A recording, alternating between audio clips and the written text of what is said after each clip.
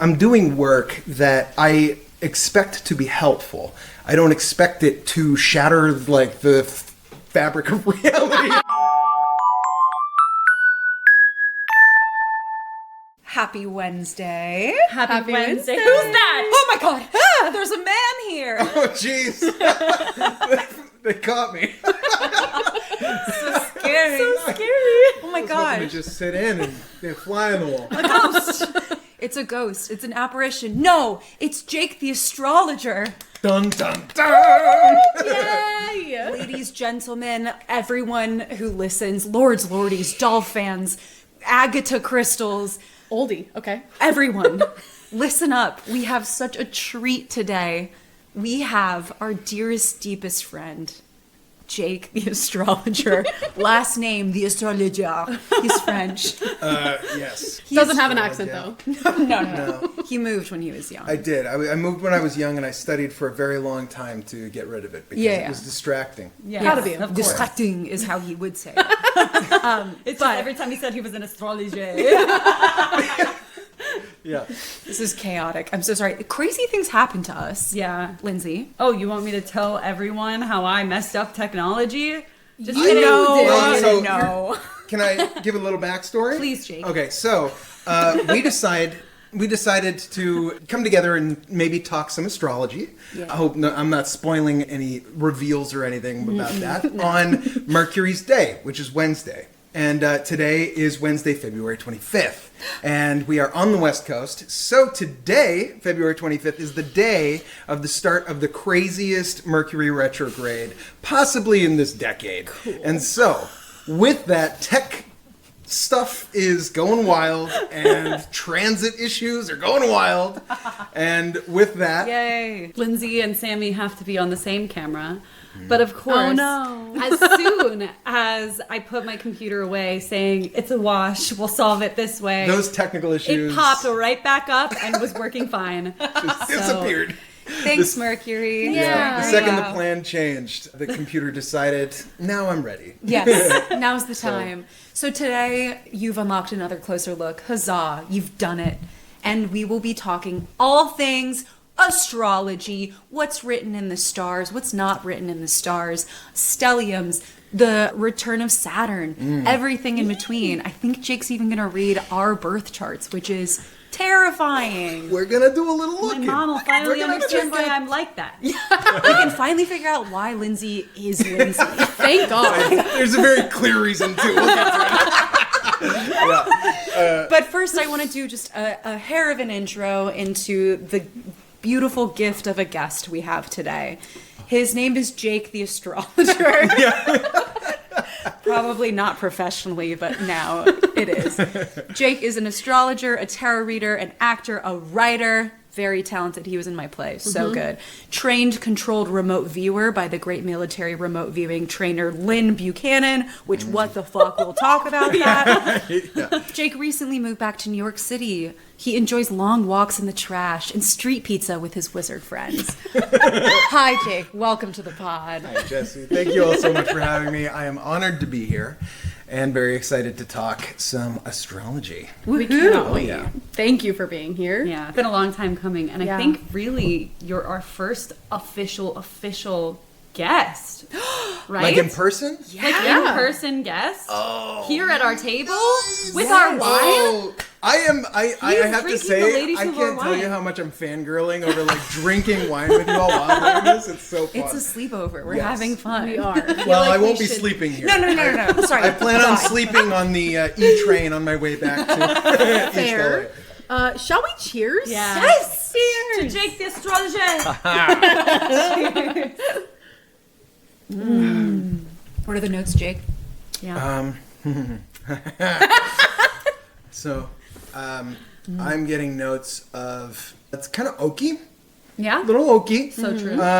Getting notes of stinging nettles Oh. and That's weird. I Is said that? Are you too. saying that your mouth is stinging right now? No, Should just we my stop? That's an when allergic I reaction. pull it in, it's and the aroma on the nose, okay. it's a little sharp. Yes, Okay, yeah. absolutely. But I love it. Okay, great. Yeah, I Well, had a little bit of wasabi on there on the back, and on the back It end. really clears you out. Delicious. Perfect to drink with a cold. Never take medical advice on ladies who lore. Ever. I've said it before. I'll say it again. Yeah. We know lore, not meds. We know the lore of medicine. Yeah. Just Yeah, kidding. and I am not a medical astrologer, so let's just get that clear. Amazing. Well, speaking of, we would love for you to walk us through a little bit of how you got into all of this. Like every great descent into the weird and esoteric, it started with a breakup. So I have always been really into dream analysis, meditation. When I was younger, I had some wild experiences on an allergy medicine that I didn't know was having an adverse reaction with me for like 7 years. I had, some waking hallucinations Was on it an the allergy Hat Man? The Benadryl Hat Man? No, it wasn't the Benadryl Hat Man. There was a Hat Man though. No. So a cream hat. Yeah. No. Is that the Hat Man? Yeah. And a cream, People like a say cream that they- fedora? I don't know what his hat looks like. I've never seen You're him. freaking me out now. No, The the Hat this Man's is a a real thing. thing. Yeah. Holy crap. For those who don't know, the Hat Man, if you take Benadryl or like an allergy pill, Yeah. some people wake up in the middle of the night and see a man with a hat standing in the corner of their room. Holy shit. He's called the Hat Man. He's called the Hat So I don't know if you could get sued for me to talk about this. and No, name the no, thing. no. I don't think so because the New York Times did a op-ed on it at one point, there you like go. an expose. But Singular, I was on Singular when I was a kid. And for like 7 years, and I thought I was just going crazy because it was like 12 to 19. And in that time, I got really into dream analysis, and I was an avid lucid dreamer. And I Zen meditated every single day because I was studying karate with my dad. And all of that helped me from like totally losing my mind. Wow. And then in college, when I stopped doing that stuff, I totally lost my mind. But the dream analysis, thinking symbolically, trying to understand, okay, so if what I'm seeing is an external communication from a spirit, what does that mean? If it's a psychological message from within my own psyche, what does that mean? And where's the happy, comfortable medium? So do you like Jung? Yes.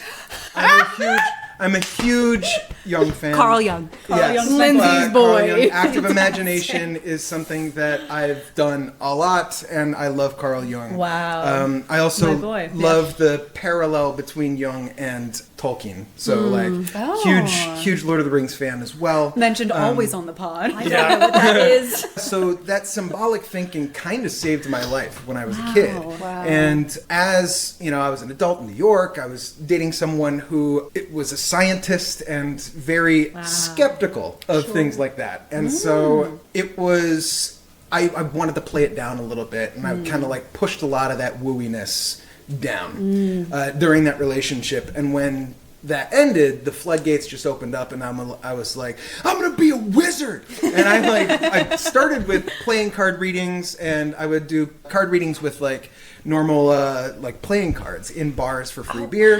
I gave people fortunes for free beer in bars in New York, which was great. And then I graduated to the tarot, and then I met Susie, my partner, and she's also an astrologer, and she introduced me to Hellenistic astrology. And so been 8 years studying it. I was first learning it because I loved that symbolic language. I wanted to apply it to timing. And then I started looking at my chart, and I predicted my own layoff from a company 4 months ahead of time, quite accidentally. I was like, I see this. Oh, that looks like this. And well, maybe I should start saving up. So I saved up all of my money for 4 months, and then I was 12 hours off. I got laid off 12 hours after I thought I would be. Turns out they'd made the decision about who was going at the time that I had predicted. Okay. And I got the email 12 hours later. After Jake. that, when I got laid off, I started taking clients. I was like, I'm going to be an astrologer now, because obviously like, I'm good at this, yeah. Your predictive power is quite Yeah. astonishing. Wow. Having known you for a bit now, it's amazing. Well, it's really weird because it shouldn't work, right? Like, you look at the stars and you look at the planets, and it's like, why does their movement correlate to actual things that happen to us? Sure. And people are like, maybe it's gravity, maybe it's like electromagnetic fields, but I personally think it's weirder than that. I think that we're going right into hot takes. As we should. We should. So I think that the regular movement of the planets correlates to the cycles of time that humans have experienced on Earth forever. And it's not that the planets have causative energy or whatever. It's that their movements just happen to sync up perfectly to these cycles in time.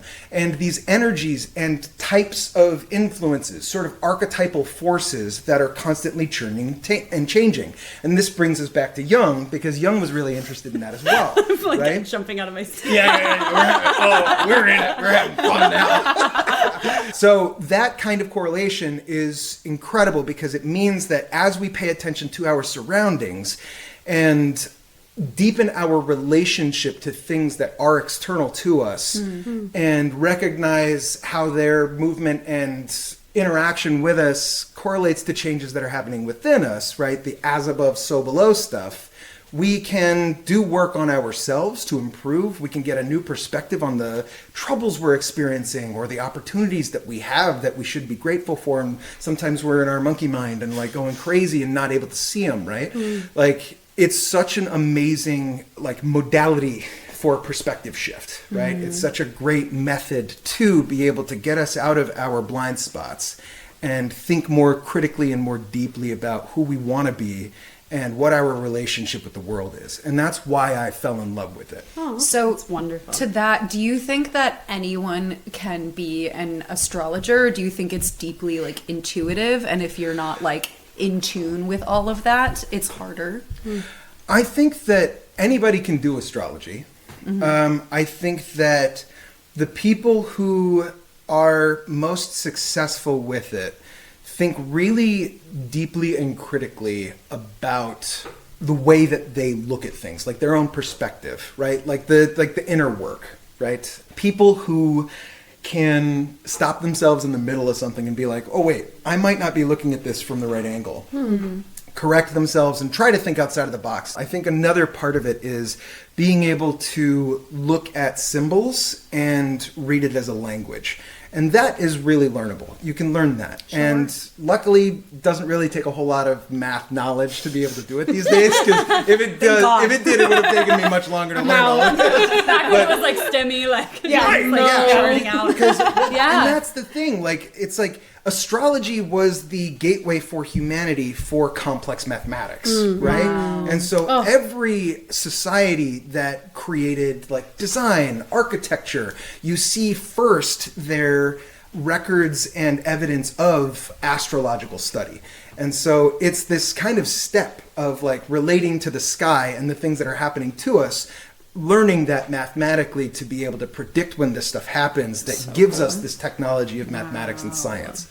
It really was like the first science, as far as I know. I'm happy to hear someone else's educated opinion on it. But it makes sense to me, though. Yeah, it makes sense to watching me, the too. sky as and early as anything else. It's Yeah. probably pre-architecture, pre-anything like that. 100%. Yeah. And that's another thing is the stories, right? You got the gods, you got Zeus and you know, all of that stuff you got. And then the Romans came in and replaced all the names, and those are the ones that we use. But those are shorthands so that we can tell stories to each other that help us to remember the things that we're learning through story. And that relationship of the symbols to translating the symbols into a story, I think, is the third part of being an astrologer, like a successful one.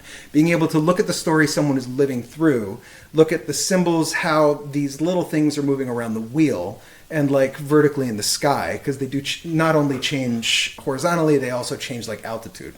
So with those things taking into consideration, creating the story around the person's experience using those archetypal shapes and changes, that story weaving is what makes really good prediction and really useful astrology. That's so fascinating. That's such a talent.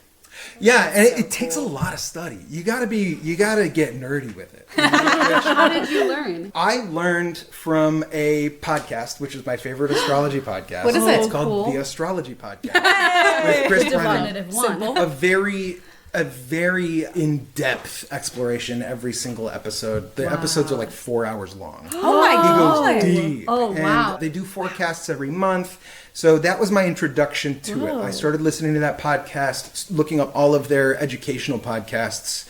And then from there, I bought his book, Chris Brennan's book. I bought a couple of other books, The Eagle and the Lark. I also bought Richard Tarnas's book, Cosmos and Psyche. And he's a Jungian analyst and wanted to take a look at astrological cycles of outer planets like Pluto and Uranus and Neptune and Saturn, and the ways that society shifts on those schedules. And his book is a real trip because you look at like these cycles in history and the way that like this stuff changes. lines up. It's- That's so cool. It's also like to the day, which is really uncomfortable. Well, I So- feel like we were talking about this not too long ago, but like a lot of people in quote unquote high society or like important society base a lot of their actions around astrology. Yeah. Yeah. Like in the government and everything, like big things happen when stars align. Yeah. Truly. Yeah. Yeah.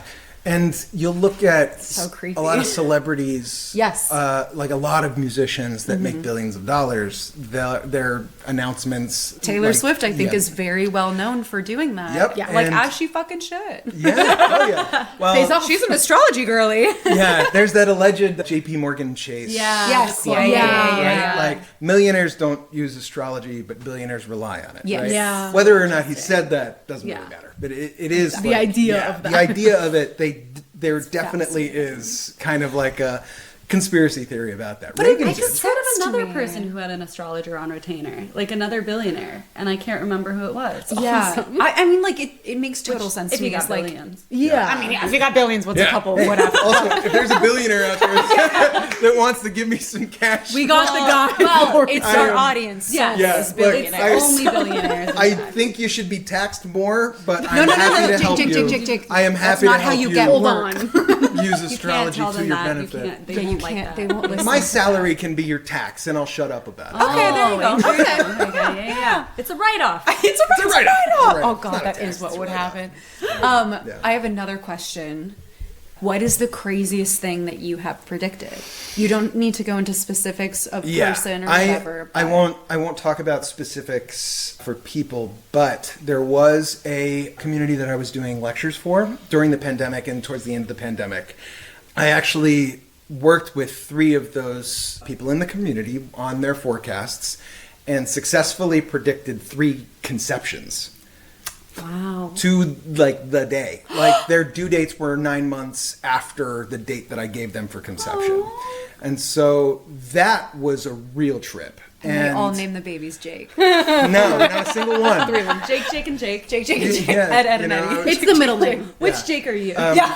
I'm 2. But that was a real trip. Wow. I was expecting to give them good times to be trying based on like good creative energy coming through. And I was like, this date looks like the date, right? If I was to pick one. And every time I did that with that group, it was like 6 months later, they were like, my due date is 9 months after that. And it was like looking at the date. And I was like, Gosh. that's, My God. when stuff like that happens, it's like I get lightheaded because Yeah. it's like I'm doing work that I expect to be helpful. I don't expect it to shatter like the fabric of reality or my understanding of the universe. And so it's delicate to talk about because a lot of people are triggered by the possible scam. Right? Absolutely. And I think that it's most useful as a way to break through blind spots and as a way to break you out of inaction. And so a lot of people come to me for forecasting because they're like, I've been wanting to do this project and it's like, I just don't know when to do it or how to get into it. And using the framework of astrology, we can tell a story that frees the person to take action. And then they initiate and things happen on that schedule. Yeah. It's almost this sort of like feedback loop where like once they start, the story starts and things start moving forward with them. Yeah. Wow. And so I think that's the most useful application of it. Yeah. Totally. You're like a catalyst for someone to like take action in their own life. Yeah, Which like is really nice. Like a coach who gives someone permission and then also gives them a schedule so that they can creatively think about how they're going to use that time. Totally. Right? Yeah. Totally. Oh, interesting. I 100%. feel like that's very like almost parallel to a vision board almost. Yeah. In Yeah. the way of like you are kind of creating that same catalyst, but for yourself. Yeah, think of like if you had a big calendar Yeah. for the year, it's like a vision board that looks like a calendar. So Right. cool. Have you ever had to stop yourself from providing perhaps negative news? I struggle. So this is something that I did receive this feedback earlier on in my career, where like I would highlight some dates and I'd be like, look, this is kind of a crazy time, right? You're going to want to lean into this in a gentle way, right? And like these things might change, these things might change. And I was always very delicate with it. And when you're reading Hellenistic texts, especially like Ptolemy or like, like the old school folks, philosophy, yeah. right? They do not hold back. They're like, if this happens and like Mars is square it, right? The native will be eaten by dogs, right? Like those kinds of delineations. Whoa. They get really intense with it, right? And so that instinct to not hold back with a little bit of the like intensity of the transit, I can sometimes try to make it more positive so that someone can look at the challenge as As a challenge. rather than Not like devastating. Yeah, rather than being Maybe don't go devastating. near the kennel today. but hard things happen, you know? Yeah. And grief is also a part of the human Yeah. story, and you can see it in astrology. So I'm getting better at being more clear about the tough stuff. Yeah. And I'm a big fan of active remediation. So a lot of other, like Vedic astrology is really big with remediation, with holding on to certain types of stones or saying certain chants and prayers, petitioning different gods and stuff. The deck you gave me, the stones tie to astrology. I meant to mention that. Yeah. fun. That's Oh, awesome. really? That's Yeah. so cool. That's It's okay. super That's cool. crazy. Yeah. That's great. And I was like, I didn't realize there was a tie. That here. is It was crazy. They were tying to chakras and astrology at the same time. It was wild. That's so really you cool. These decks were made for. Okay. yeah. It's fine. That's so awesome. Yeah, and you could even use the image on those cards as remediation, right? Wow. It's sort of the image or the thing itself can help to connect to the energy that moves things in the right direction if you've got something challenging. I love leaning into challenges. So if I see something that looks like severing energy in a part of your life, knowing that it's coming and knowing that you are going to be letting go of something in that place in your life, you can plan to. And then it kind of is like a pressure release valve for that Preps part of you your almost. life. And you're actively leaning into the change. Yeah. And with that, I think, is the agency of astrology. So the things in our life, the shape of these changes will always be the same. But we can lean into the energy and make choices that help us to go further into authenticity and what we want and desire. That is so interesting to not like. You have a pathway almost to see when something more tragic, I guess, is happening, and to be prepped for it and not blindsided by it. Really It's interesting. a positive way to look at it. For Yeah. sure. Yeah, and that like pressure release too, kind Yeah. of leaning into it. Going into the like remote viewing stuff, Yeah. when remote viewers are looking into the future, right? And sorry, for our audience, will you explain what that is? Yes. Yeah, that's so a bit. control. Yeah. That's a It's big word. This is a little bit of a tangent, and I'll best admit, tangent. can of worms, can of worms. Cow. We've been waiting for this can of worms. Yeah. So have I'll have you been. back for more. Yeah, yeah, I would love to Please- talk about please. the Stargate program. Yes. and, Yeah. the military psychics. It's Next such time. a cool story. Definitely will go into it But next time. with remote viewing, it's basically a formatted automatic writing where you allow your subconscious to provide answers to questions, right? So you'll get a set of coordinates, kind of a basic outline of what you're looking at. Target is an event or target is a location. Describe said target. And then you just write. for like 40 pages. When you get something interesting, you dive deep into it and you ask questions on your own, and then you wait for the answer and scribble it down. Can you provide an example of what something interesting would be? So, and it's all perceptions. So you want to avoid assigning nouns or identifications to things. And so you're looking for general shapes or textures or tastes, colors, heat, right? When you start. And then you get something that you're not expecting. When something surprises you, like you're like, oh, I taste bitter and salty. You know, it's like, okay, bitter and salty. And then you continue to explore what you were exploring and you go back to it later and like, okay, let's move to the thing that was bitter and salty. And then we like tap into it. Describe more about this. What is its shape? What is its dimensions, right? Like how does it feel when I touch it? And then as you go further in, you can like stand up and like actually like move around your space and kind of like explore with your senses. I know for a bit there you were doing like psychic detective stuff. Is that under that? Yeah, so no, it's all right. Sorry. Outing the most psychic detective. He's on a case right now. Sorry. I'm not. I'm not. Full disclosure, I signed an NDA, so There we go. Sorry, I my can't bad. say too much. But yes, the process is that. Okay. And with Wow. private clients, you'll be working with a team generally because the process was developed to be worked on by multiple viewers, and then an analyst would jump in and look at everybody's work. That's really so awesome. cool. Yeah, Wow. and the big thing is finding patterns in the different viewers and what they got. It's kind of like randomization, really. You're like randomizing what people get, and then through the convening patterns, through that randomization, through people looking at stuff psychically and like getting it, those patterns show you the reliable information. Yeah, sure. Now, let's say I'm like a total skeptic and I'm like, okay, bullshit. What do you say to the person who's like, yeah, I give you like 32 blah, blah, blah, blah, whatever coordinates, and you just like make up heat, sand, blah, blah, blah. Like, what do you say to someone who is a skeptic about all that stuff? Or I is think there that- anything to say? Believe it or not. I'm not. This might be a little bit of a cop out, but I'm not really interested in like convincing other people that it's real. That's fair. Yeah. Because I think that the universe is weirder than this literally being like, I have psychic powers and I am able to access all the universe's information. Sure. I look at it in a way that is more similar to the way I look at astrology. The correlative movements of the planets are a reliable indicator of internal experience. Okay. So the random is like me looking at this. When you get good at it, it's almost like you're learning how to tap into Jungian synchronicity. And it's just like an improbable coincidence that I described to a T in 40 pages the fire at Notre Dame. Yeah. And then I find later on that that's exactly what I was tasked with. Whoa. Right. It's a little bit of a backup, but when you're talking about Hellenistic astrology, can you explain the difference between that and other fields of astrology I and would what we're looking love at? Because you touched on the text, and I felt like we hadn't gotten there. Hellenistic astrology was the ancient Greek astrology. It wasn't just ancient Greeks who came up with it.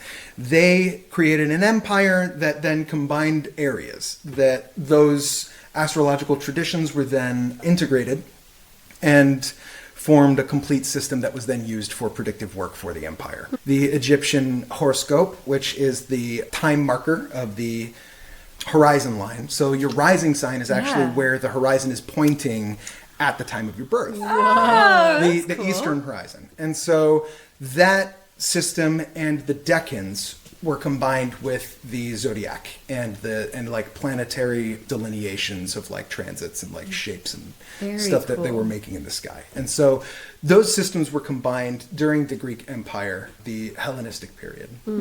The skills and like mechanisms of that system were rediscovered in the like 80s and 90s and early 2000s when astrologers learned ancient Greek to translate those texts, because the people who studied that period were translating these texts from a scientific mind and they didn't want to touch the astrology stuff because they were like, we want to know what the classics were learning about the universe, but we don't know what to do with this.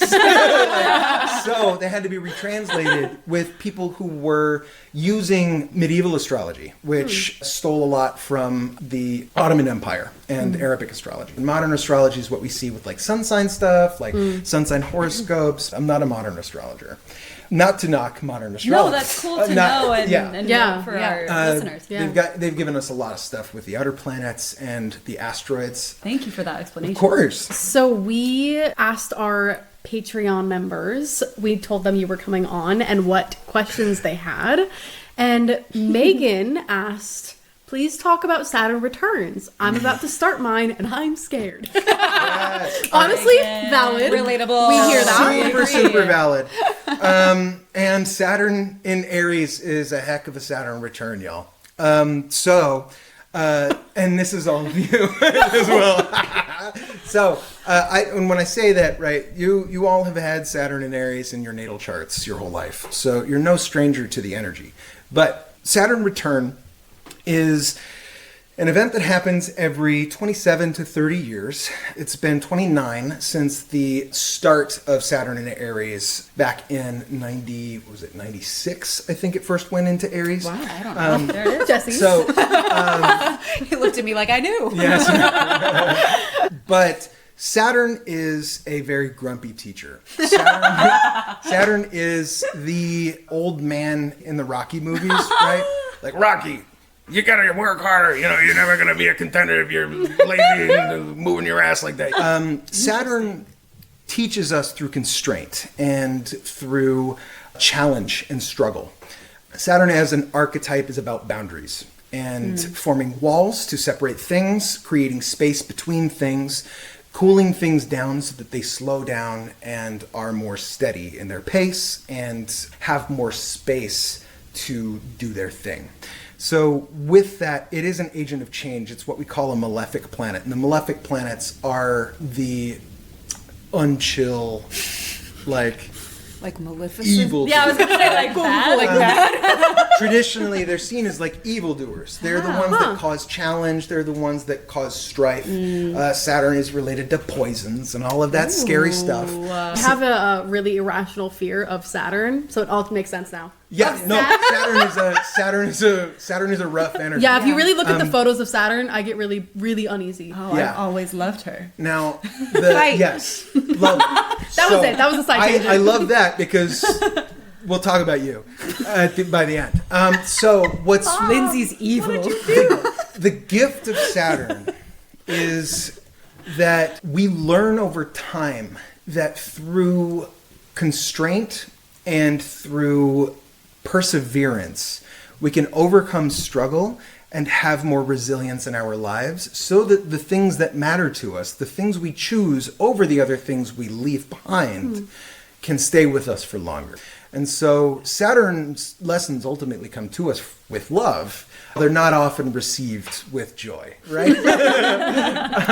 So Saturn return is the kind of coming of age moment for astrology, where every 26 to 30 years, your life is thrown into a moment of choice and crisis, where you decide the direction you're going to go in, right? It doesn't mean that the direction you go in is going to be permanent for the rest of your life, but it does mean that there is something in you that is there's a change that's being asked of you, that if you do not give into the change and the kind of maturation of your attitude towards it, struggle will come. And so for me, this might be a little too personal. My Saturn return, I have Saturn in the 5th house in Capricorn. And so creativity is something that is a lifelong pursuit. And my Saturn return was a relationship struggle. And it was a struggle between like making a very, very hard choice to either leave my creative stuff behind and go with my partner into the middle of nowhere and just be a stay-at-home like military dad. Growing a family. And that was a very difficult choice for me. And I decided that I might not be able to survive without my creativity. I did everything that I could to bring myself joy outside of that creative act. And Saturn continued to show me the constraints on my joy, because the 5th house is also about joy as well as creativity. And so that constraint got tougher and tougher and tougher. And the more I resisted, the more it persisted, right? Until I finally came to terms with the choice that it was forcing me to make, which was, I'm going to be led by my creativity so that I can hold on to my joy, regardless of what that means for lineage or love, right? And so that is the kind of journey that people go through with a Saturn return. You come to terms with, what does it mean to have this thing that I need? Because Saturn is also about necessity. And can I get it anywhere else while losing this thing and survive it? It doesn't have to be that scary. It doesn't sound scary to me. You're unique. It sounds like tough love, and it sounds like you're presented with something that you get to choose. And I think the beauty of it is the choice. Yes. Right? Yeah. And that, I think, is the perspective that wins through the Saturn return, right? It does take discipline to be able to let go of the assumption that you'll be able to do it all. And that's kind of the... I can Never mind. I take it back. Yeah. I can do everything. It's coming. My 29 You're gonna years. get a text in a few months being like, I can't do everything. I had to choose. How dare you? So the Saturn return can be a tough journey. It's harder for people who were born at night than people who were born in the day. I was born at night. So, yeah, you were. How at night? Like sunrise? So if the sun right if the there. sun is below the horizon, you have a nocturnal chart. If the sun is above the horizon, you have a diurnal chart. Diurnal charts, Saturn is a more constructive energy, but Mars is more challenging and destructive. And with a night chart, Saturn does the dastardly deeds, and Mars is more constructive. Okay, quick question that Yeah. might be really dumb. No, Never. no dumb questions. Is there Zero any dumb correlation between people that have a nocturnal chart and like being a night owl and vice versa? Oh, that's an interesting thought. I've never really looked into it. So, Megan, all that to say, you don't have much to fear as long as you're along for the journey. Yeah. Right. Yeah. And that's kind of my favorite conclusion about astrology is that as long as you're willing to go on the adventure and you realize that life is a story you get to live through and it's kind of like a choose your own adventure story, whatever comes your way is part of the story. And then when we leave, we will have told a beautiful and colorful story with the lives that we lived. And I love that. And That's really beautiful. I didn't realize, so 26 to 29, you said? yes. To No, 30. 26 to 30. So that's that range, right? So yeah, so this Is it only a year or is it like that whole span of time? it's about 2.5. Go. So it starts in that range. Dude, it is and it's a crazy. 2.5 year transit, sometimes Interesting. 3 years, depending on the retrograde of Saturn. So in theory, it could be 30 to 33. If it starts at 30. Rare It'd be a cases, late it one. continues on later. but, Interesting. I will say the minute I turned 27, stuff changed, and it changed for the better, and it was difficult. I went through a breakup. I went through a lot of crazy shit, and it was like all for the better. Yeah. But immediately I was like, whoa, Saturn returns is Yeah, real. it's tough. It's happening. It's a heavy thing. But life And- has been better. Yeah. You accept the changes that are happening and you practice that radical acceptance and you're like, I can't change what's happening. I Right. might as well see where this is going, right? Then the perspective changes and things start seeming like, oh yeah, I can deal with this. And then it gets better because the thing that was holding you back changes. Yeah. And you start to see, oh, these are the things that I really need, right? There's such a thin line between acceptance of the universe and like a defeatist attitude, though. Yeah. How do you navigate? Well, acceptance isn't surrender in the Right. sense of like a final surrender. You do kind of need to surrender to the trip. Like anybody who's into psychedelics, right? If you're having a bad trip, right? You just got to be like, there's something I need to learn from this. Let's go deep into it. Let's feel it all and just let it go. Just ride it. Right? You know, not speaking from personal experience, of course. Of course not. But We do soccer, not drugs. right. We do so, soccer. Yeah. That kind of like giving into the surrendering to the moment to see where it's going. It's not defeated. It is accepting that what you thought you wanted may not be what you needed. One of my favorite quotes is the universe just wants you to love it as much as it loves you. And I feel like that makes I'm gonna cry. weird times easier. That's really sweet. good. I Yeah. love that. 'Cause it's trying to give you what you need, really maybe. Yeah. Yeah. And you're like, shut up! You don't know me! Yeah, and sometimes it can feel like like the guy from You or whatever. I was just stalking. I'm not going anywhere. Right? It's like, do we need to do this? Like, Please let me out of the Hold basement. on. all right, yes, I love you too. And it's like, okay, well, what are we doing now? It's like, let's go get We're like, bagels, this is I guess. maybe and toxic. relax. Kill our neighbor? I Yeah, guess? let's I don't know. relax. Yeah. Oh god. So that's Saturn return, Okay. right? And you all have Saturn in Aries, every last one of you. Really? Yeah. Woo. Every one of you has Saturn in Aries. Go I'm team. I'm Sat Cap. I'm like a whole 4 signs ahead of y'all. I'm an What's it old like I'm up an old there? ass. You're over it. My Good for knees you. hurt. That's what. If you have Saturn in Aries, we got a little preview of what this feels like on. I'm just gonna pull this up because I don't have them memorized. So between May 24th of 2025 and September 1st of 2025, right? So that range between end of May and the very 1st of September last year was the preview of what Saturn in Aries looks like. Now, there are a couple of different ways to approach Saturn return. The moderns look at it within like a degree range. So 10 degrees away from Saturn is where it starts to get most intense. When it returns the exact degree where it's in your natal chart, that's like your precise Saturn return moment. Now, the Hellenistic astrologers looked at it on a sign-based sort of view. So when it goes into that sign, regardless of where Saturn is in your chart, yours is very early in Aries. And I think Jesse's is. Yeah, Jesse's is. Oh, I keep forgetting that this is also an audio format. Even that's all, It that's is how an I audio do it. format. Yeah, that's how I Mostly do audio, it. yeah. So if your Saturn is early in Aries, you may have felt this happening sooner, right? Like you were talking about at 27, you felt this shift, right? Where you were being challenged to let things go. Then when it hits that exact point where it enters into that sign, there will be an intensification of it. The volume gets turned up. Maybe the challenges, if you're resisting them, they get a little harder, just to kind of push you in the direction.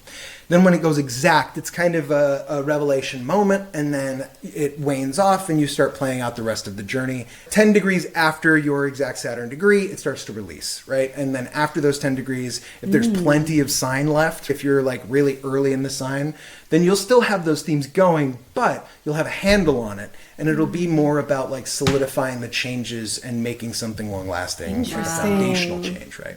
Will one Saturn return be really good? Yes. Oh, it can be. 100%. Okay, Oh, cool. yeah. And it's all about your perspective, right? Like, if there were things that were holding you back beforehand, Yeah. and all it took was you Letting go of being, them. like, essentially, like, old enough or mature enough to just say, like, nah, I'm not fucking with that. Very cool. Interesting. Yeah. Thank you. Amazing. Yeah.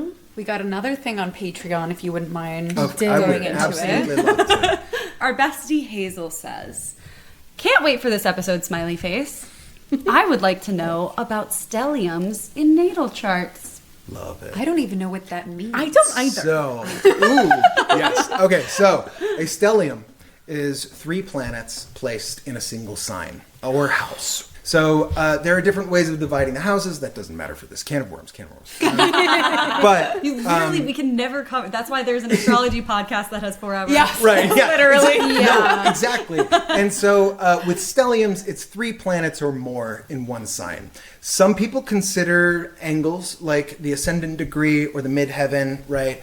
Like they consider that a placement. So if you've got 2 planets in your 10th house and the midheaven's also there, a lot of people treat that like a stellium. But what it means is there are 3 archetypal energies or more in a house that are all working together to do a thing.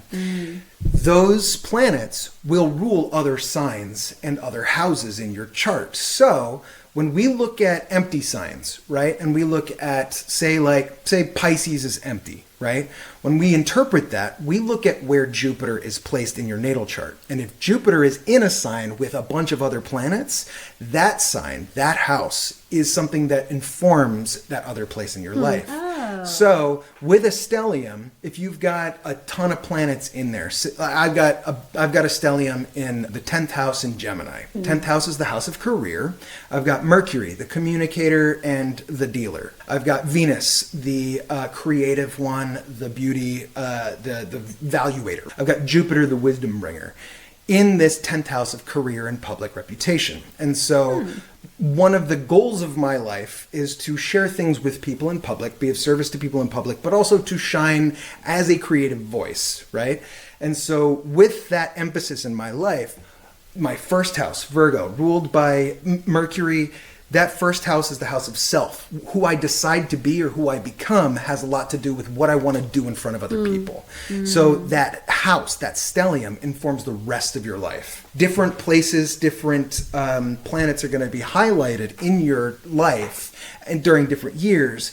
And when you've got a ton of planets in one sign, that sign becomes a focal point of change for more years of your life. And we can talk about your charts. Yeah! It seems like a good transition. Because 2 of you have big stelliums. Yeah. Us? Stellium Not sisters. the blondes. Yeah. I The already blondes? said I felt left out. I know. I know, Jesse, you feel left out. but- Damn I it. thought it was you two. Oh, you okay. don't have a stellium? Oh, I don't need it. Okay. Yeah. Because I'm a child of You're Jupiter. well-rounded. Yeah. Oh, that's another thing. In episode 20, you guys got your rising sign. Okay, so I would like to say, Was it all of us? Or was Not it- all of you. Okay. Not all of I you. would like to Sammy say would know. I had a little bit of a personality shift today.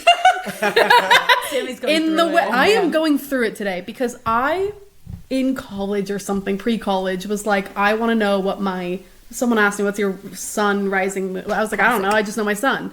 I asked my mother, what time was I born? She told me like 11 a.m. or something. And I was like, great. So I put in all the information, Classic. found my thing. I was so excited. I was like, wow, I'm a Capricorn sun, a Sagittarius moon, and a Aquarius rising. And I fell in love with being an Aquarius rising. I loved it. And then today I asked my mother, what time was I born? And she said, I don't remember. And then I looked at my birth certificate and I found out I was born at 7 fucking p.m. Completely opposite end of the world. I'm so sorry. So End of the world. turns out I am not an Aquarius rising, I'm a Leo rising, and I suffered a bit today. Sorry. What I meant to tell you ladies, I texted them and I said I have something crazy to say, is in regards to this, is that I also thought I was a morning child. I thought I was 5:20 a.m. I'm 5:20 p.m. Nice. Oh my goodness. And so I thought that I was a Leo rising. Yeah. Turns out I'm a fucking Pisces rising. And guess who on Saturday looked at me? I said something crazy as I am off to do. And Jake looked at me and goes, do you have Pisces in your chart? And I was like, no, I don't. I threw some shade. It was loving shade, but But he was like, are Did you you know sure? at that point? No, he didn't know. didn't. What No, was I- it? Say it. I What don't did even you remember. I was say? being me backstage, just being Classic. like, meh, meh, meh, meh, meh. Okay. And then he was like, Pisces? And I was like, no, Leo. And he was like, okay. Turns out I'm a fucking Pisces. Pisces rising. Rising, sorry. Yeah, Pisces rising. But still, No, I'm a Libra. Yeah, Whoa. Libra sun during eclipse season. Yeah, you got an eclipse. You got an eclipse chart. I which see is it. fun. I don't know what that means, but thank you. So that means it means you were born in the middle of a pair of eclipses, right? That's so sick. It's sick. It's it's powerful energy. Hell It's yeah. tough because life goes through these wild, like amplituded ups and downs. Like life is so loud for a person like that. All right. That tracks. But yeah, you feel a lot of things with a chart like that, but that becomes like a method of change, like a medicine that you can share with other people that has to do with like crisis or coming to terms with things that change that are out of your control. And you've also got Chiron there with your sun too, which is the wounded healer, and that brings a lot of, it makes sense with the stuff that you write with that kind of medicine and your creativity. Anyway, that's not what we're talking about. Sorry. Yeah. We're talking about stelliums. Oh, yeah. So But, true. yeah, you are a Pisces rising. Sorry. Oh my I'm gosh. So I pulled up everybody's chart. I got the lowdown on the birth times. But Lindsay, you are also Hey, we a share Pisces some rising, blondes. and you're It's also not just the your rising degrees are very close to each other. It's like you're both like 2 degrees away from each other. Rising That's sign. why we have the same brain. Yeah, that's Yes. really sweet. Yeah. And now I feel left out. Yay! Yeah. So, and then Sammy, you are I'm a Leo. you're Leo rising. Which Leo rising's that's amazing. great. That's Leos what I have thought. great You're gonna love hair, it. It's so great. So, And you do.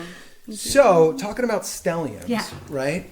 With your charts, right? Lindsay, you got a lot of Aries. Yes. Yeah. So, she's Aries through and through. Aries Venus, Aries Sun, So true. Aries Saturn, Yes. which is at 10 Saturn. Your Sun is conjunct Saturn Ooh. with Venus conjunct your Sun. You have a triple conjunction in Aries. What does that mean? It's super Ariesy. It's like let's get started. It's like let's do it, action oriented and willing to hash it out immediately Oh, yeah. and then let it go. Right? Like put it in Oh the my god, past. that's so you It's though. like- I recently found out a thing about my like attachment style as well, which is that when something scares me, I specifically approach it. Yeah. Which sounds Yeah. exactly Which like is that. terrible if you're a horror movie character. Yeah, you fawn. But yeah, Straight she, towards yeah. it, though. Like if there's an issue, I'm like, we gotta talk this out right now. This is so interesting. Yeah. Yeah. Oh my And it's gosh. it's in your second house too. So you've also got Mercury there at the end of the sign. So that emphasis is on the second house of finances, assets, what is yours. I find that it is more useful as a house when we're understanding the life of a character, of a person. It is about sovereignty. It is about being in control of your life and what is yours, and no one else being able to tell you what the hell to do. You guys curse on here, so Oh yeah. Oh yeah. I don't know what Very the much fuck to so. do. Someone puts a microphone in front of me, and I'm like, "Jesus, oh fiddlesticks!" I would just like to say also, you met Lindsay tonight.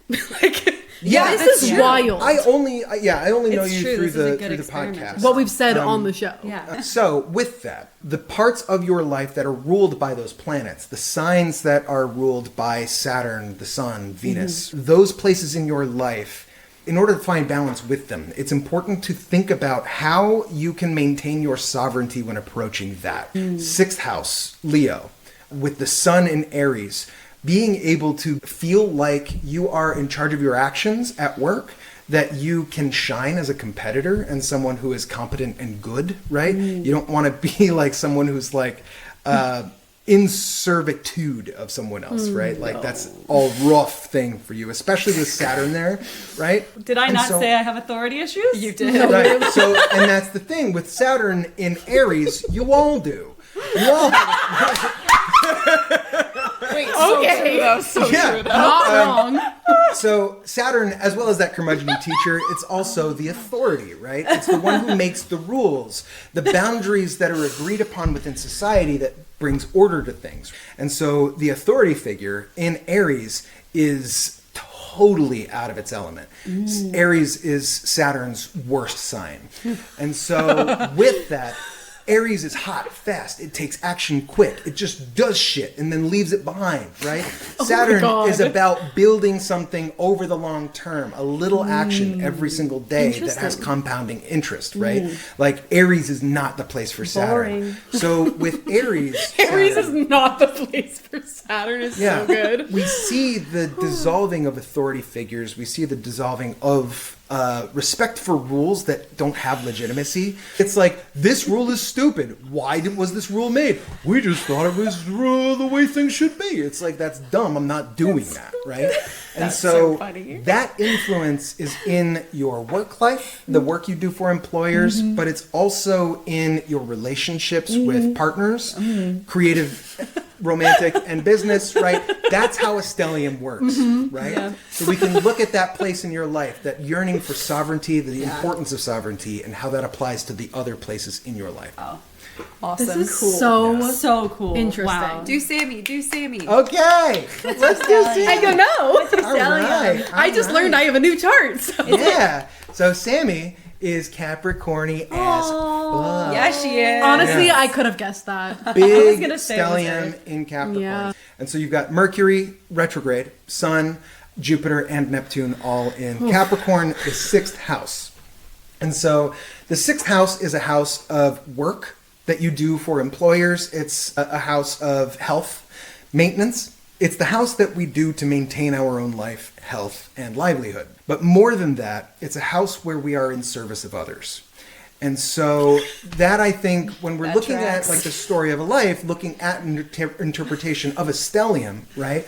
People with huge 6th house energy, these are people who find deep meaning and incredible importance in being useful for the people that they love come on. and for their community. So true. It's especially true because that stellium has the sun, which is your chart ruler, because you're a Leo rising, not an Aquarius rising. Yep. Your Mercury retrograde also rules the 11th house of networks, communities, friends, audiences, right? So these things that you do to maintain your own life, your own health, but also be of service to others influences everything in your chart here. It is also, the sun being there, it's like how you shine to others is like you know how to get shit done. That's Capricorny energy, Very true. right? Already said You that, are son. no like stranger to hard work as long as it's useful and helpful, right? And so those things make you someone to be celebrated by others, right? Aw. And so that is really nice. That's great. Like Yeah. my whole I get my biggest joy from helping others. You really Yes, you really do. You've And always said that. Yeah. Jupiter being there, Jupiter is the joy bringer, right? The wisdom bringer. It's the big sky daddy that brings gifts and joy and wonderful beauty. Love that. Like that goodness, right? So yeah, that joy, that like value and abundance comes from being in service. So interesting. Nice. Yeah. My turn. Okay, I don't think you have any stelliums, but we can take a look at your chart. But you're like in the cool moon thing, okay. the eclipse. Yeah. Don't try and. I'm jealous. I wish that I had an eclipse. Yeah, so let me just... So, here we go. So you have Venus and Mercury in Virgo in the 7th house. You're a Pisces rising, so Virgo is your 7th house. 7th house is the house of one-on-one relationships, partners, whether that's romantic, creative, business. Really deep connection with the other. That is Mercury in its exaltation. It's Mercury at its most communicative, its most intelligent, and it's Venus in Virgo. And Venus in Virgo, luckily she's got Mercury there to be her bestie, because Virgo is Venus's fall, which is like Saturn in Aries. So Virgo is about the nitty-gritty details, and it's about all of the minutia that make up the big picture. And so Venus wants to make things beautiful and find the value in things. And Venus in Virgo can kind of hyper-focus as it clears through something big and meaningful to find the most valuable way of doing the thing in the most granular, tiny detail. So with that, right, This is so horrifying. it's so It's so scary how all This is three like, were I was so gonna say, this is terrifying accurate. for all of us. the benefit of that, right, is that Venus can help to continuously improve something infinitely. And communicating with that Mercury, with the other, anything that you are working with others on, as long as the partner you're working with is receptive to it, that's something that you learn through life to like filter out who is the primary collaborator here, right? Like, can they match my energy, right? Can they hold the kind of work that I want to do together? Right? When you find those partners who are willing to go deep and get to the nitty gritty and get it good, you can be an absolutely invaluable collaborator that improves everything about what you're working on. And so that, with that descendant degree there, kind of brings a big emphasis to the 7th house. It's not a traditional stellium, right? But it does inform a lot about the rest of the chart. Fuck yeah. This is so Jake, cool. this is so cool. Yeah. It's really cool. Astrology is really This cool. is fucking awesome. This is so fun. It's useful if you can look at it as something that is correlative to an internal experience. Totally. And then you can do something with that self-knowledge. Don't let an astrologer tell you who you are. Let them see what they see in your chart, and then use that as a mirror for self-reflection. Yeah. And when they give you a forecast or a prediction, look at it from the perspective of, like, what would I want out of that event were it to happen to me, right? How do I work with that? And then that gives you some stable footing to be able to handle whatever comes your way, because you're adjusting to external collaboration on something that's incredibly internal. I love it. It's fun. That is incredible. Wow. Thank you so much. Yeah. This You, was this amazing. was such a joy. This was awesome. I am so grateful to be on this show with you all. I can't tell you how like I just like I geek out. I just absolutely squeal whenever I hear you all mention me or like anything. I'm like they know who I am. Oh my gosh. We are honored to know you. But Yeah. Literally. it is an absolute pleasure and an honor to be here with you all. Thank So you. Thank you so Thank much you. for having me. Where can people find you? They can find me on my website, which is dreamalley.astrology.com. That's where they can go for bookings. Highly recommend. Truly. And they can also find me on the socials. I have two because I don't know how to do both, like, acting and astrology stuff together. So I've got an actor profile and an astrology profile. Yeah. The astrology one is at the Dream Alley. At the Dream Alley. That's on TikTok and Instagram. Perfect. Yep. And I am planning on launching a few new things. I've been working on a digital calendar that people can use to see the transits, look at them from their own rising sign perspective, and kind of piece together, like, what to look for. And I find it helpful to have that on my Google Calendar, so I'm making it Oh for my gosh. people that way. Whoa. That way, when I'm making plans and stuff, I can see what's coming up, and it's like, oh shit, that's a Mars square Uranus day. I might not want to go, shoot skeet with my uncle Dave. Me too. I say that all the time. Positive. Hang out with your aunt. Yeah. Yes. Oh my gosh. That's Well, awesome. if I anyone can't wait to get that. gets a reading from Jake, let us know how it Yes. goes. Yes. We cannot recommend him enough. You are one of those, like, lights of the world. So Literally. thank you for being here. Yeah. It's been so fun. It's been wonderful. Thank you so much. Do you want to sing with us? I would love nothing more. Would you like to choose how we sing? Yeah, let's. So, in the spirit of Saturn returning to Aries, let's all sing as the curmudgeon loving teacher. I love it. I love it. Saturn. Iconic. Yes. Okay. All right. Count us Count us off. down. Oh, God. 3, 2, 1. I don't know why I didn't. Oh. You're the pirate. Well, you know pirate. what? As You far became as like a Saturn and witch. Aries goes, that's a good Saturn and Aries archetype. The curmudgeon Pirate. who is way too old to be acting as mischievous as he Yeah. is. Well, there we go. It fits.